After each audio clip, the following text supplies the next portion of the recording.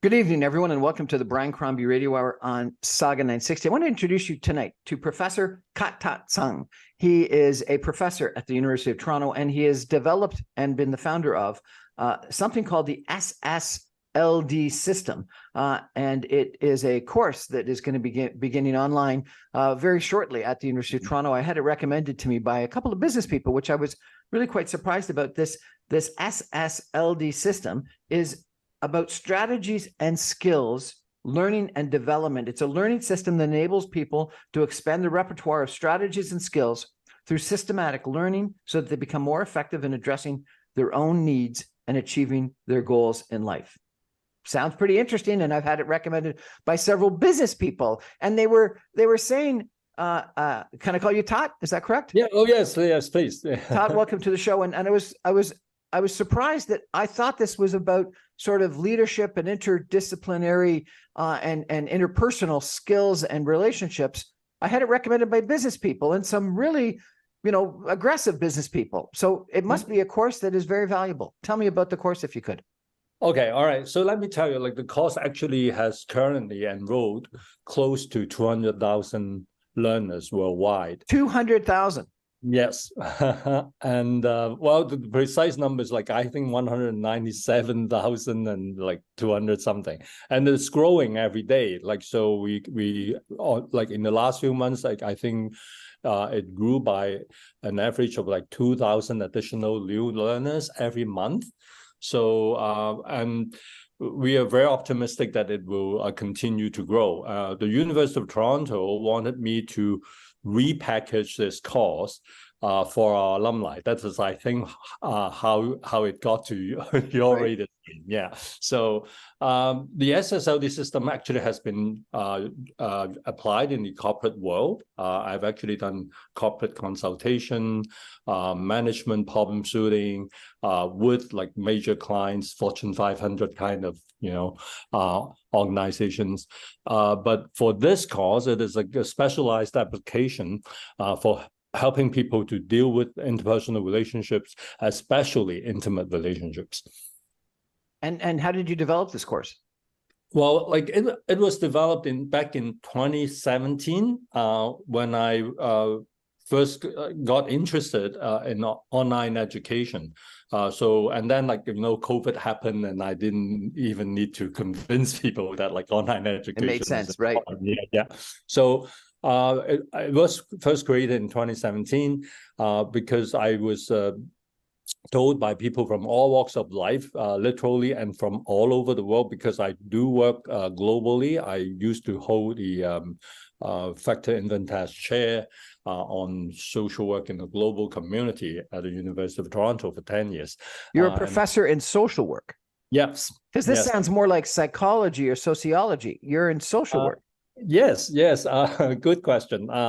Social work actually is a multidisciplinary system, and we borrow knowledge and research from many disciplines, including obviously psychology and sociology. And more recently, if we have the chance today to talk about it, we are also branching into disciplines such as neuroscience and technology. One example that I can give you is in the last 10 years, I've been using the SSLD system to develop a play intervention for dementia program. So for dementia. Yeah. So you've gone from social work to interpersonal relationships, especially intimate ones, and now into dementia. Yeah, and then actually, we have some very interesting development in Southern Ontario. I have a colleague from McMaster University, for instance, reaching out to me a couple of months ago, wanting to get some support for her work. She's a psychiatrist, also a Poynter faculty member, working with seniors with dementia who also have sexuality related issues. So you see, things are all connected in interesting ways. Sexuality issues, like what? So you may have old ladies in the long-term care facilities acting out sexually, touching people inappropriately, or making comments that the like in everyday life or otherwise regarded as inappropriate. You also have like people in the long-term care facility who have been diagnosed with dementia, doing things with one another that would cause some concern among family members and staff of a sexual nature, that is. So yeah, like we do deal with those. I just wanted to describe to everyone this course, which starts October the 2nd. It's called The Arts and Science of Relationships, Understanding Human Needs. It's embarking on a transformative journey with the arts and science of relationships, human needs course. Explore the intricate forces shaping human behavior and relationships through psychology, sociology, and anthropology. Enhance self-awareness, communication finesse, and connections with others. Whether you're aiming for professional growth or just curious, this course offers invaluable insights for a more fulfilling life. Discover the strategies and skills learning and development system, a versatile toolkit for everyday and specialized fields like social work and healthcare. Gain wisdom from real-world relationship cases. Unlock the SSLD assessment framework and develop core relationship management skills, whether for personal or professional reasons. This course equips you to navigate relationships confidently and skillfully. Wow. How do you teach all that? Okay, all right. So, well, like, first of all, we will provide people with the conceptual framework, helping them to make sense of like the challenges that they face in interpersonal relationships. Like, say, for example, conflicts, dissatisfaction, like sometimes people feel frustrated or angered and all those.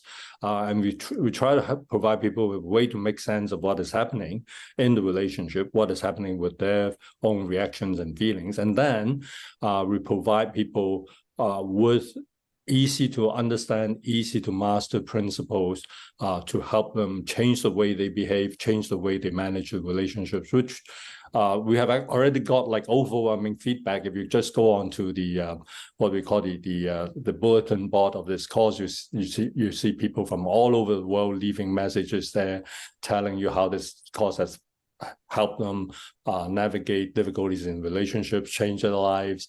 Some of them even claim that the course helped them to overcome personal problems such as depression and anxiety. So yeah, like we have like a very positive response from literally every country in the world, save North Korea. This sounds like a course everyone should take. Oh, I would say so, but like like I don't want to be sort of like blowing my trumpet too much. But it has been like quite successful globally already, and this is like why the university wanted me to sort of repackage it specifically for our alumni. And as you know, like we do have like a huge alumni network globally as well. My colleague at our advancement office told me that we have like 400,000 email accounts on their mailing list. So yeah, and it's an online course. Is it written, or is it with videos of you or live shows with you, or what? It is mainly videos of me. I have two anchors who are graduate students when this was made, and both of them have graduated and working full-time now. And so mostly it was like me addressing specific issues in relationships. So say, for example, like what should you be doing on your first date? What happens if you're in a cross-cultural relationship and there are cultural differences between the two of you?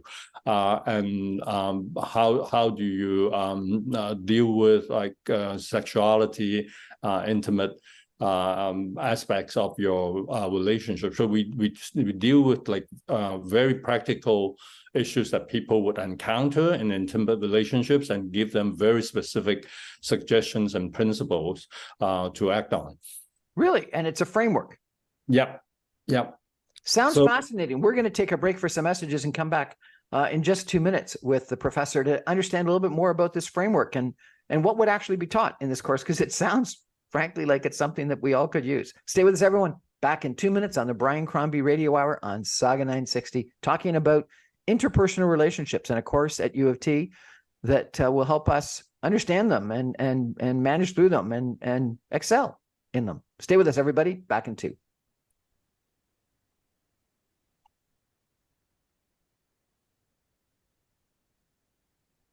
Welcome back, everyone, to the Brian Crombie Radio Hour on Saga 960. We're talking about relationships and a course at U of T that is teaching a framework that suggests that we can manage these relationships to a far better degree. Our guest is Professor Tat Tsang.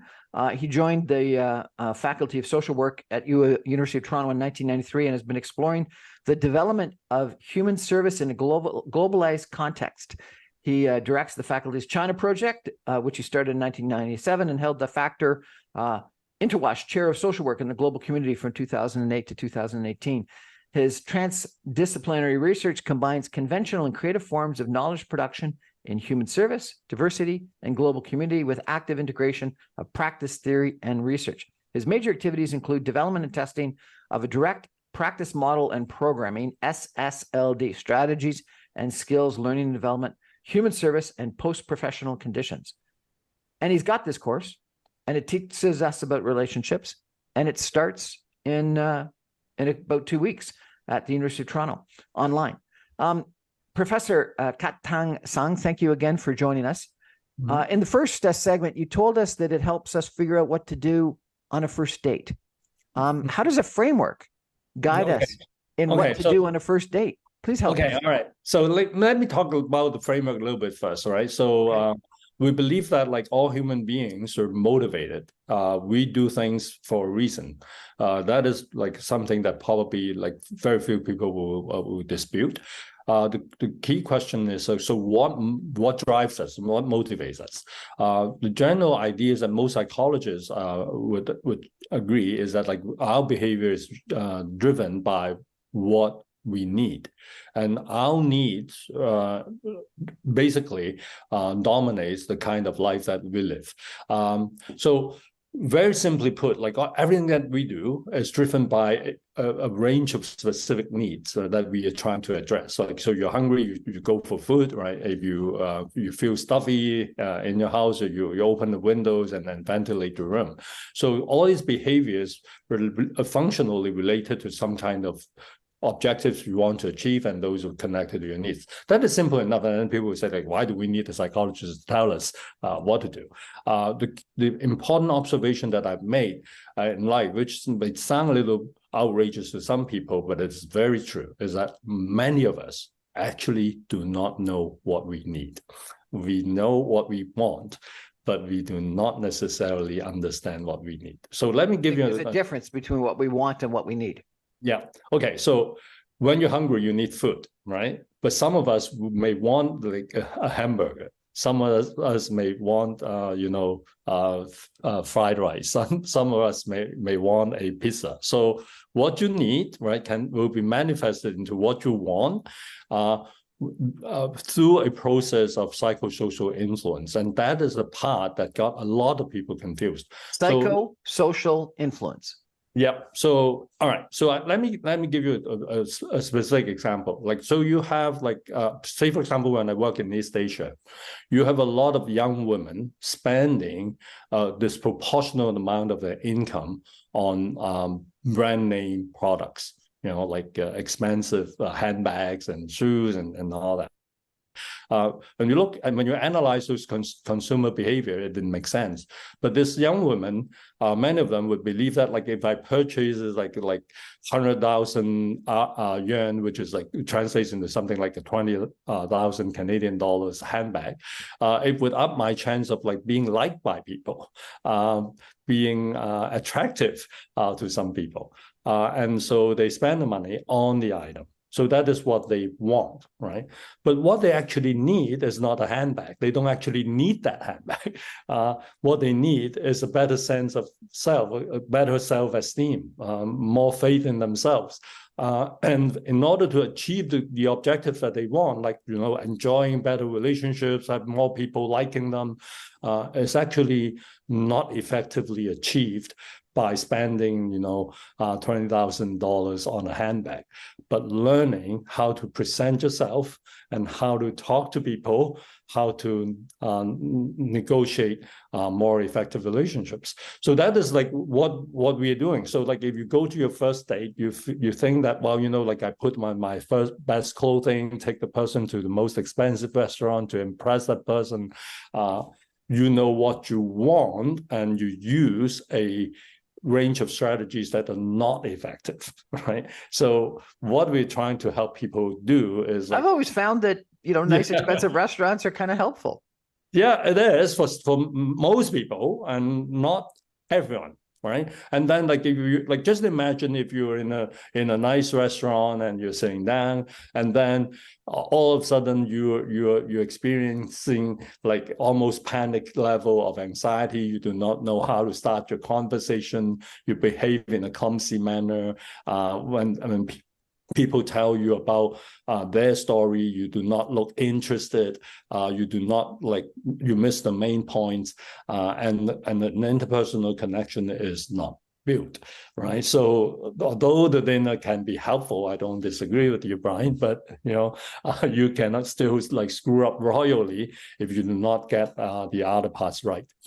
And so the other parts are what? The other part is like understanding your needs and understanding the other person's needs. So the SSLD, how do you understand another person's needs if you don't know that other person yet? Exactly. So like this is something that you need to learn. Like we actually have exercises in the course to help you focus on how do you translate people's behavior and verbalizations into inferences about their needs. You start with your own self, you look at your own behavior and what you say, and then you try to see, okay, what does it tell me about my own needs? And then if you learn that well enough, you'll be able to decipher the other person's needs by going through the same process. Do you think people understand their own needs? I hear so many people talking about, oh, you gotta spend the time, you gotta go deep, you gotta understand your authenticity and what you're all about. Do people actually understand, and can they understand their own needs? Well, I think more importantly, how do they understand their own needs? Those are Brian, those are the most important questions, are the best questions. First of all, most people do not understand their needs. They think they do, but what they're doing is they're confusing what they want with what they need, right? So I want to purchase the latest model of this electric vehicle, which costs a fortune. That's what I want. But I thought I needed it. I actually do not, right? Maybe you would be better off just taking Uber rides, given your circumstances. So in the first cluster of concepts that people are learning about SSLD, we go into what we call an N3C assessment, which stands for N3 assessment. No, N3C. And PC, so the N is needs, right? So, but our needs is not stable. The needs change, right? So, how do we track make sense of the changing needs that we experience? So, we look at three variables, all starting with the letter C. First is circumstances. So if your circumstances change, your needs will change. So say, for example, if you're working full-time now, you have a set of needs. So when you retire, you have a different set of needs, right? When you're in high school, you have a set of needs. When you get into university, your needs change. When you graduate from university, your needs will change further, right? So your circumstances will have an important effect on what needs are you experiencing. The second C is your characteristics, right? You have people who are sort of more extroverted, people who are more curious about things, and you have people who prefer stability, safety than adventure. So you have to understand your own characteristics. And the third C is capacity. Some people have more capacity, for example, for tolerating frustration. Some people have a very limited capacity for, say, for example, anxiety-provoking stimulation. So those, and your capacity, your characteristics, and your circumstances, these three will condition how your needs are experienced and how they are manifested. So helping people to gain a good understanding of like where you're at with regard to your needs and how you're impacted by your circumstances, your characteristics, which actually includes your personality and your value system, beliefs, and all that. I'm sorry, I'm recovering from a cough. So, and building capacity for a lot of things, like say, for example, capacity for emotional regulation. All of these would affect how you need to manifest it. So this is like sort of. So is this like a questionnaire you fill out, or is this a, you know, characteristics? I can think that there's probably a million different characteristics, or at least several dozen. How do you actually figure out what characteristics, you know, introverted versus extroverted, passionate versus sort of sit back and take it? How do you have a list of characteristics that people have to rank or something? Yes, in a way, like people can actually, if you go online now, like you want to, I want to understand myself, like and then take some of these online personality tests. You're right, like you get like many of them, and I don't think you're even exaggerating. You say that there are maybe like thousands of characteristics. You're right. Characteristics are not only psychological, right? Let me get to the point here, right? So you can obviously take some of those psychological tests or inventories if you find it helpful. But in the SSLD system, we provide you with sort of a shortcut. So what is the shortcut? Shortcut is like we only pay attention to the characteristics that are relevant to the goal that you're pursuing. So let me give you an example. Like, so physical characteristics like stamina, you know, muscular strength is not particularly relevant in your first date, right? But it will be very relevant if you're competing in sports. Right. Yeah, so a sense of humor, for example, is an interesting characteristic that can be also regarded as a positive capacity to have in interpersonal relationship. Is something that can be developed. But depending on who you're dealing with, right, in your particular relational context, it can be very important. It can also be unimportant. You may be dating someone who has like immense interest in the history of classical music, and humor may play a very small role in this. But if you're dealing with someone who's like into nuclear physics, and I don't know, like you might have seen the recent release, like Oppenheimer. You know, there is actually like an encounter at the bar when Oppenheimer was telling this lady that, well, you know, what happens between us, what exists between us is actually vast space. You know, he was referring to the connection between elementary particles and space, like in molecular physics.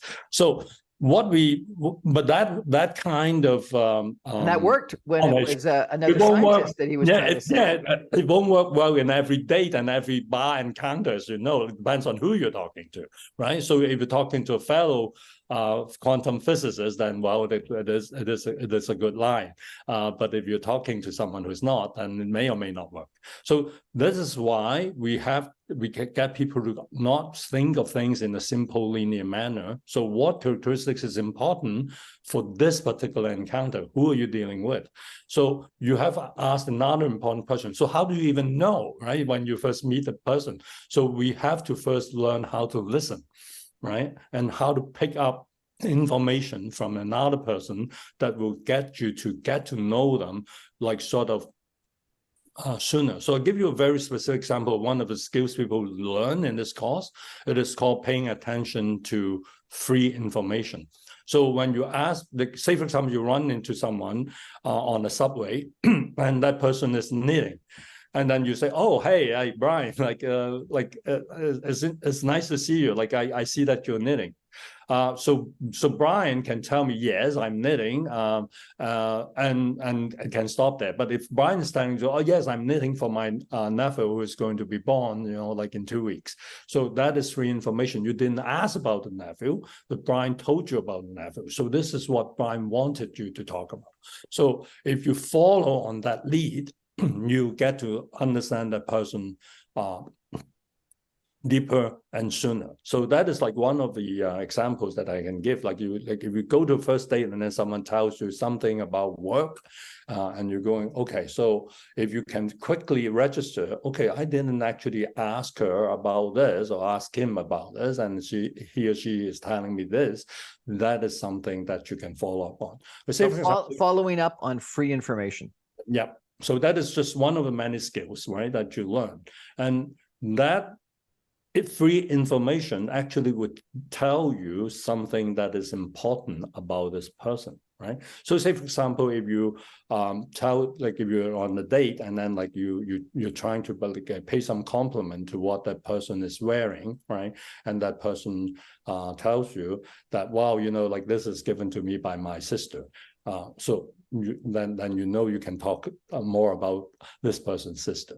Right, and if you ask this, you make the same, you pay the same compliment, the person tell you, "Oh, I got it like from Tiffany's," so you would be like led into that direction. So basically, you follow the person's lead, and if you learn to be a good listener, then you will have a better chance of like figuring out the other person's needs and characteristics actually within a shorter period of time.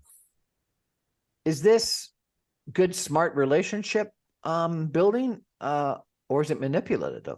Sounds like it could be manipulative.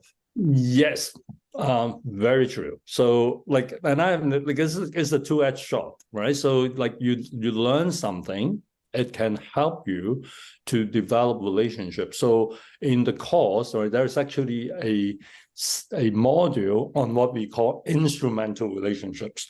So we help people to differentiate between like intimate relationships of a personal nature and instrumental relationships in which you are actually taking advantage or making use of a relationship for instrumental reasons. You want to attain other goals by building relationships. Say, for example, you want to sell people something, then you want to like develop some trust, some goodwill, some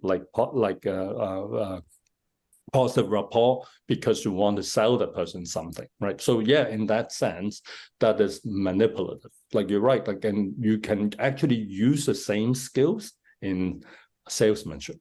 That is true. But so I please go on, like Brian. I sort of anticipated the question that you're asking, but I'll let you ask it. I went to Shanghai for some courses and took a course on, I think the word is guanxi, which is interpersonal relationships in China.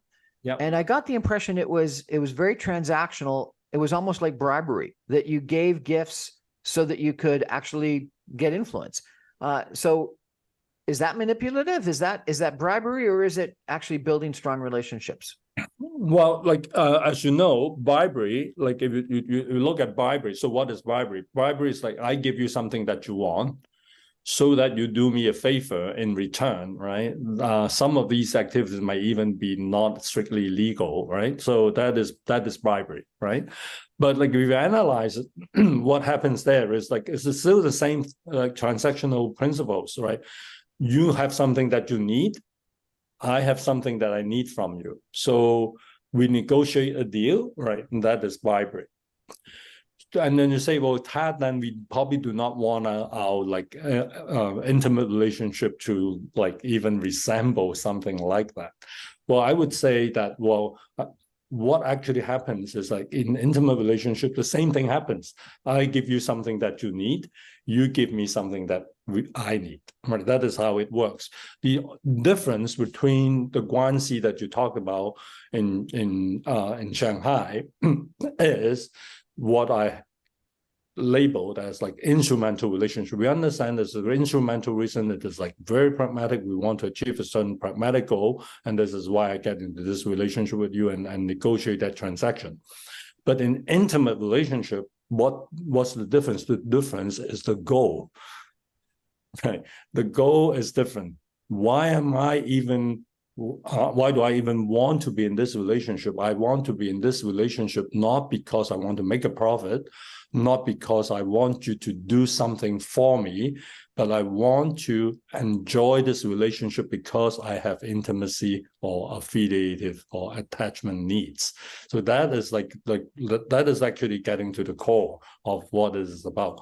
That is also the range of human needs that are very often unfulfilled because we haven't learned how to deal with it effectively. So yeah, like you can be very effective in your 1C and be very successful in the business context, but you may go home and feel miserable and lonely, and you may be resorting to like alcohol or like psychotropic substance to deal with your loneliness or a sense of isolation or anxiety. So understanding what you need, therefore, in this particular example that you gave, I think it's a very helpful contrast example, Brian, that you just given. Like when we look at our intimate relationships compared to the relationships that we have when we're transacting with people. This is why in this course we have clearly differentiated between the personal relationships and what I call the instrumental relationships. Instrumental relationships. Yeah. So, but you use the same principles to understand them. You use the same concepts to understand them, but you're directing them towards different goals. I hope so. We're going to take a break for some messages. We're chatting tonight with Professor Tat Tsang. I pronounced it wrong. I apologize. About his course on interpersonal relationships. It's the Art and Science of Relationships Human Needs course. That uses the Strategies and Skills Learning and Development System, the SSLD system that's available at the University of Toronto. And it's Professor Tat Tsang, who is the founder of it. Got it right now. We'll take a break and be back in just 2 minutes with the professor. Stay here, everybody.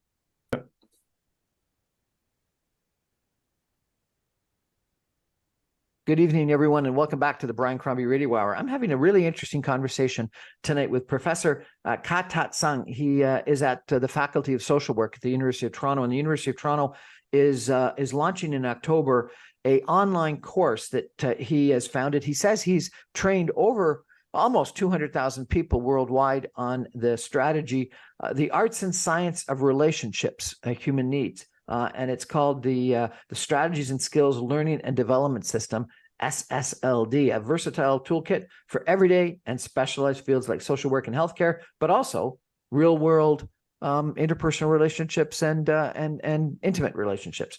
I want to, if we could, Professor, just walk everyone through the course outline, and maybe you could make a couple of comments, if possible, on some of the portions of it. There's 7 modules. Module 1 is relationships in our lives. Module 2 is getting started, social exchange theory, life scripts, managing differences, and responsive assertiveness. Module 3 is communication. Module 4 is building relationships that work for you. Module 5 is challenges, endings, and transformation. Module 6 is relationship and self. And module 7 is parent-child relationships. Fascinating. Maybe you could tell me a little bit about this social exchange theory, life scripts, managing differences, and what the heck is responsive assertiveness?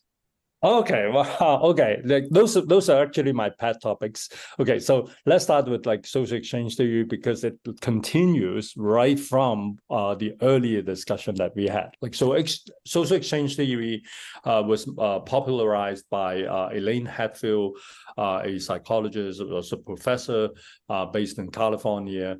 I think in the late 80s and the early 90s. So Hatfield's theory is very simple. It's just what we talked about in the earlier segment of this program, right? People engage in relationships in the form of exchange. So I give you something, you give me something, and a certain balance is strike. struck, then the relationship will remain stable. If like I'm feeling that like I'm losing out on this relationship, I'm not getting what I would need, I may lose the interest and motivation to stay in the relationship. So that is like, like an oversimplified, I have to apologize to Elaine Atfield for that. Like it's an oversimplified representation of the theory. So, but the idea is like the relationship is based on exchange and based on like mutual need gratification. So that is like the core idea. So, but when you take this like theory into different relationship domains, then like obviously when you're dealing with business, or you're like negotiating with like a competition in your business, or you're negotiating with a supplier, or you're trying to sell people something, you look at the exchange and like what am I gaining, what is the other person gaining, how do I strike the best balance to make a successful business deal. So that is like how it works, like in the corporate reality. But when you get into the area of intimacy, and that is an interesting spin out of this theory. So the interesting thing is that like in intimate relationships, like one of the facts that we have recognized that this exchange is not based on a zero-sum game. It is actually not zero-sum.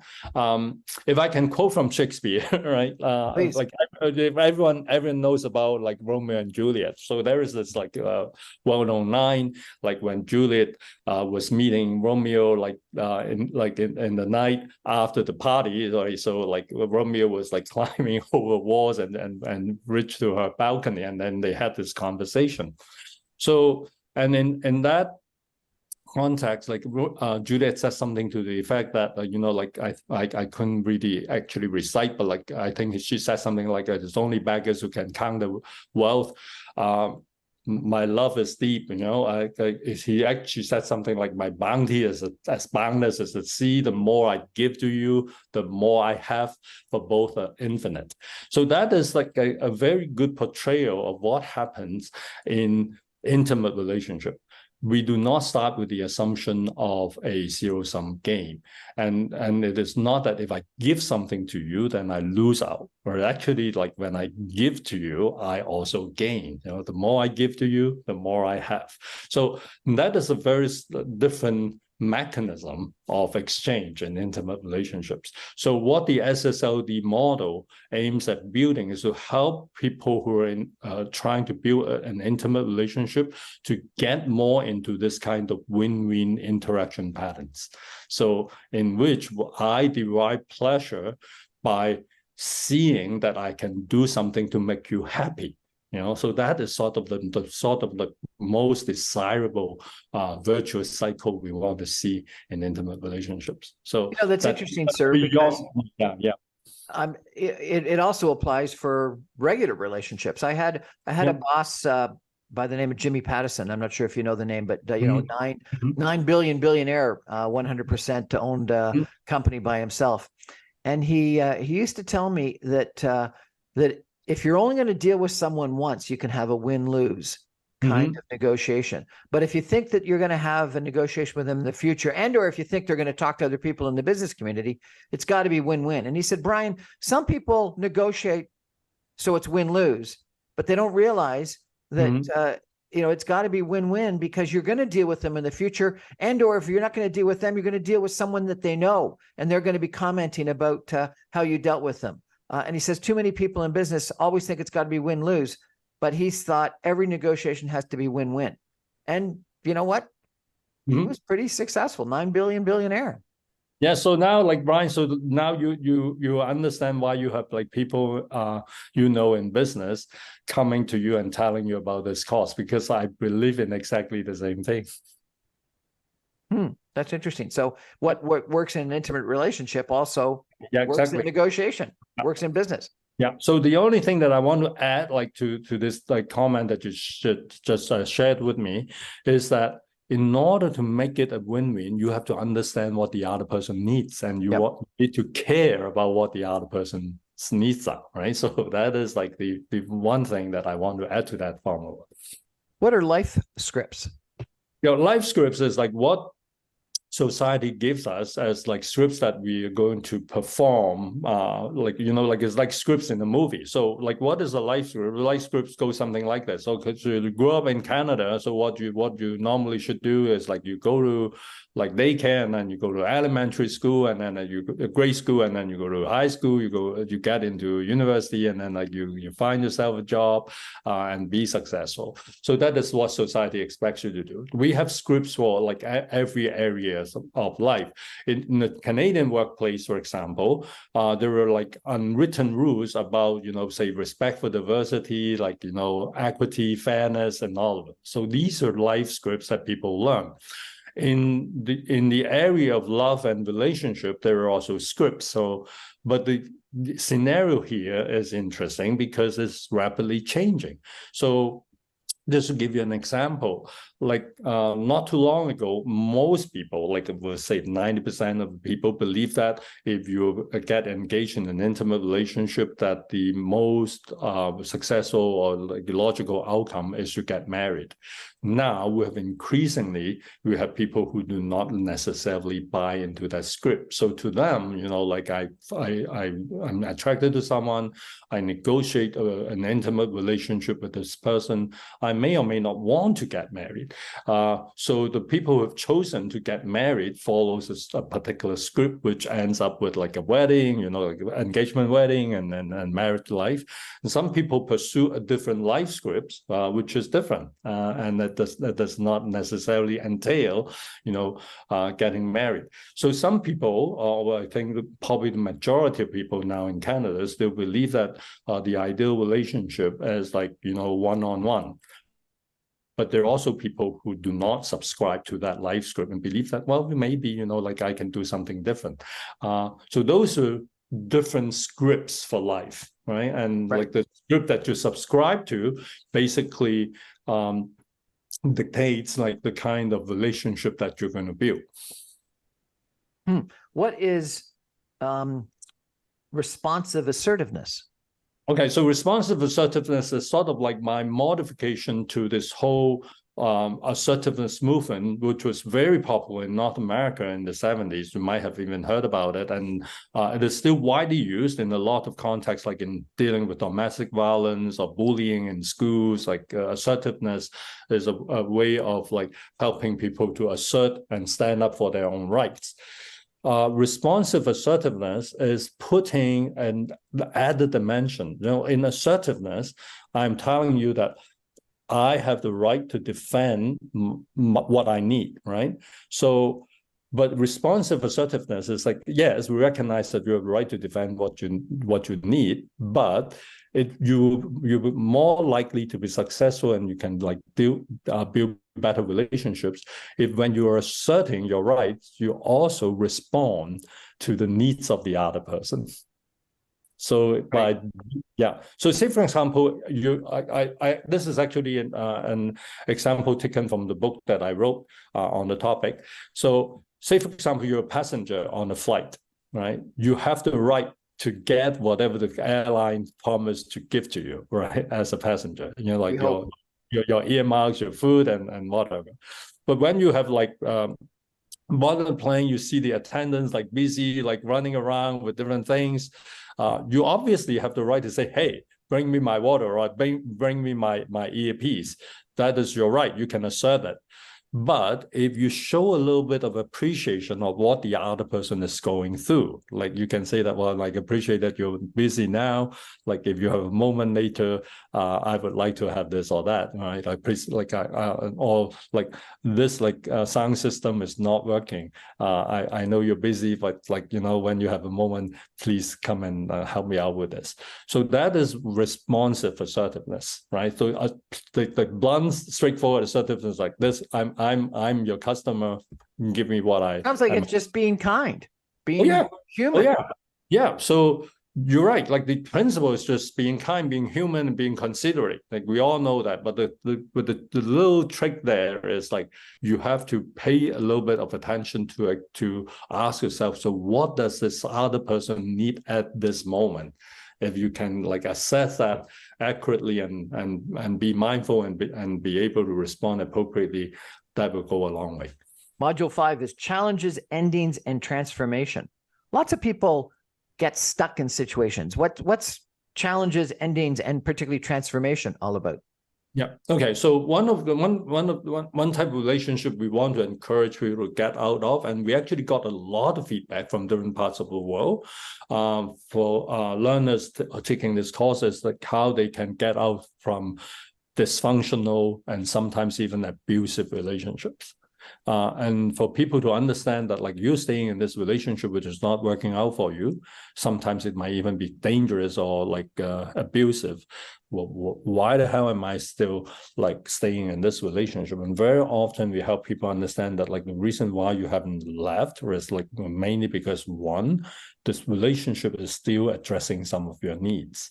Two, you do not have the necessary strategies and skills to negotiate a life that is gratifying beyond this or outside of this relationship. So like in when people learn this model, they figured out, okay, all right, I understand why I'm still here, and I know what I need in order to move beyond this relationship. So that is like, you know, endings, transformation. So the other thing that people find helpful in this course is that they learn how to transform a relationship that is dysfunctional or that is not gratifying, because they understand that, well, you know, for one thing, I haven't actually let my partner know about my needs, and I do not understand about his or her needs either.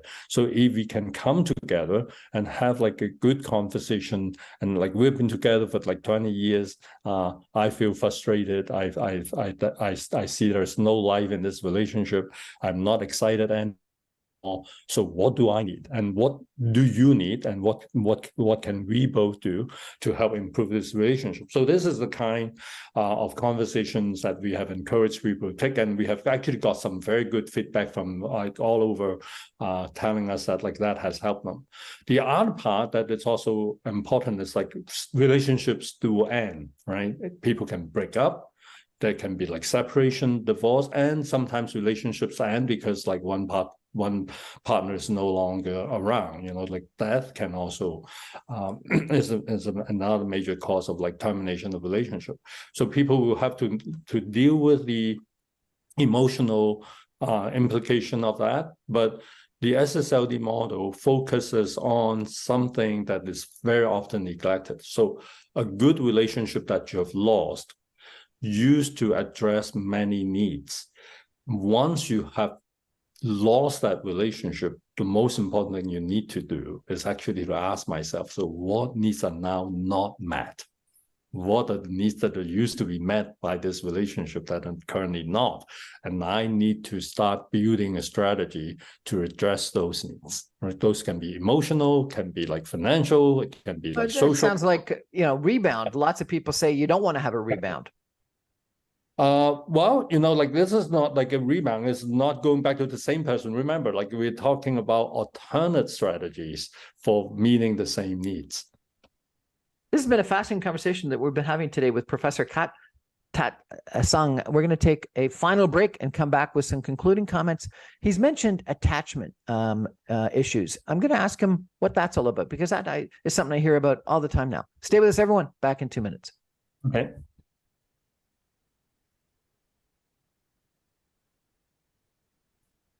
Welcome back, everyone, to the Brian Crombie Radio Hour on Saga 960. We've been chatting tonight about relationships, both at work, interpersonal relationships, as well as intimate interpersonal relationships, with Professor Tat Tsang. He is at the Faculty of Social Work at the University of Toronto, and he's got this course that is starting up in October called The Arts and Science of Relationships, Human Needs. And I was surprised. It sounds like a pretty sort of one of those soft courses that people talked about when I was at university, but I had a couple of business people that recommended it to me as an incredible course, because it explores the intricate forces shaping human behavior and relationships through psychology, sociology, and anthropology. He says that it's going to enhance self-awareness, communication, finesse, and connections with others.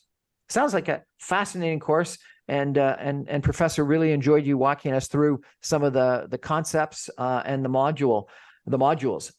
One of the things you mentioned at the outset was people have attachments And I've heard a lot about attachment theory lately. Mhm. What is it all about, and how do you address that in the course? Okay, so like obviously it's an oversimplification of this like long history of development of attachment theory. It actually a couple of like prominent Canadian psychologists who contributed to the development of this body of knowledge. So what I can say for your audience, and with the simplest, straightforward terms, is that like we all grow up as human beings through significant attachment relationships. So the first in the earliest phase of our lives as babies, like we were taken care of by people, like usually our mother and like father, but like there can be other people in your family as well. And you form attachment with these significant people because most of your needs are met through them. So I understand, like in the SSLD system, we understand attachment as like significant arrangements so that our needs as human beings are being met. So as we grow up, like and we become more independent, and we derive our satisfaction not from like a few limited parenting figures, like our social circle expanded, and then we have like relationship with more people. So our needs are now met like by an increasing number of people, but the nature of the relationship remains. There are like emotional investment in relationships that we perceive as important to our survival, important to our being. So that is like what attachment is like primarily about. It's about significant relationships that are essential for addressing your needs as a human being. So as you grow up, right, different forms of relationship will take on that function. And intimate relationships, I would argue, would become the most salient part in adult life for most people. Like some people live without that, some people have like problems with that, but like for most people, intimate relationship would be the major form of attachment in adult life. So that is like the sort of like the context of like how we why we want to be understanding attachment theory when we're talking about intimate relationships. But then some people would argue that you get attached to people and you can't break that attachment, and you're sort of afraid of losing the attachment. And then the reverse is people are saying, but you're afraid of attachment. You've got commitment. You're a commitment phobe. So how does this all play in interpersonal relationships? Those are actually like very common situations, Brian. You're right. So let us deal with the first one first, right? Like, so if you got attached to a relationship and you get so attached that you cannot get out, even when it is not working for you. That was actually what we talked about in the earlier session with you today. About transformation, yes? Yeah, the dysfunctional relationships and relationships that are not working well, like including abusive relationships. So what we will need to help people do is to like break out from this attachment that is not helping them. So the most effective way actually is to help them build alternative relationships. And this is why you see in abusive relationships, the abusive partner usually would exercise such control over you so that you do not have the opportunity to build alternate relationships, right? So, and we're trying to do exactly that, you know, like helping people to expand their repertoire of options so that their needs can be met throughout a relationship instead of the dysfunctional one. When we were coming to talk about second issue that you raised, you're right. A lot of people are afraid of attachment. Well, why are people afraid of attachment when they need it? It sounds like paradoxical, but you actually do see people, right, who feel lonely. They want to be connected, but they're afraid, right? So in social psychology, they have this like concept they call the approach avoidance conflict. So like you want to approach, but you also want to avoid. So you're sort of fighting with yourself. What we offer in the SSLD system is to help people understand what are the things that you're afraid of, and we deal with the fear by equipping you with the skills to deal with what you're afraid of. Like, say for example, I have a very low self-image. I somehow imagine that like if someone actually gets to know the real me, they would not like me. They would not be attracted to me. So I have to put up a front, right? And pretend to be someone that I'm not. And I'm constantly afraid of being like discovered and found out. And if you're in that kind of situation, you will never actually achieve any real intimacy.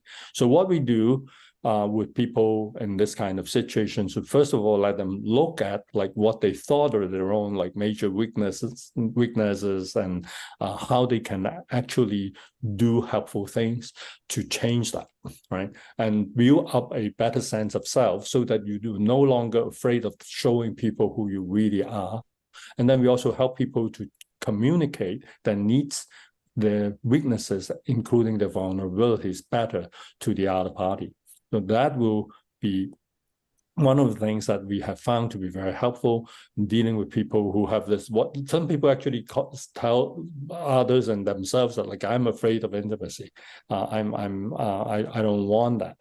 And you look at the history, they have a lot of hit and runs, like they get someone and then they disappear. And then like 3 weeks later, they fall in love again. And then like they only last for another 5 days. So you have people in that kind of pattern. We help them understand the pattern and help them break out from the pattern by developing more effective ways of dealing with themselves and dealing with persons that they want to be intimate with.